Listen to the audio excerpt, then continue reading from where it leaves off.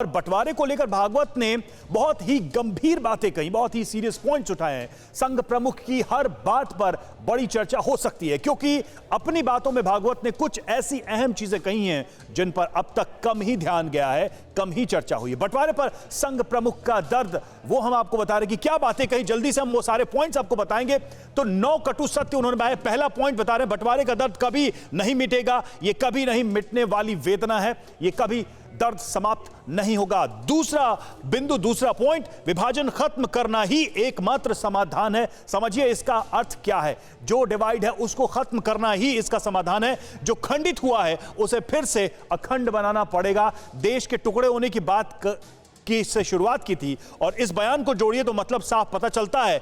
चौथा पॉइंट, चौथा बिंदु, विभाजन इसलिए स्वीकार किया ताकि खून की नदियां न बहें, दंगे फसाद न हो, जो हिंसा हुई वो रुक जाए। आगे बढ़ते हैं, अगला पॉइंट, लेकिन उसके मुकाबले तब से अब तक ज्यादा खून बह चुका है। फिर यह सवाल उठता है कि आखिर अब यह हिंसा, अब यह बेचैनी क्यों। आगे बढ़ते हैं, छठा पॉइंट, विभाजन परिस्थितियों से ज्यादा इस्लाम और ब्रिटिश आक्रमण का परिणाम है। यह जो विषय है यह अपने आप में डिबेटेबल है और इस पर लंबी बहस चलती रही है। एक बार फिर से उसी बात को इंगित किया मोहन भागवत ने, और विभाजन से न भारत खुश है न है इस्लाम के नाम पर इसकी मांग करने वाले लोग खुश हैं। जो विभाजन हुआ उससे दोनों मुल्क खुश नहीं है, यह भी बात उन्होंने कही है।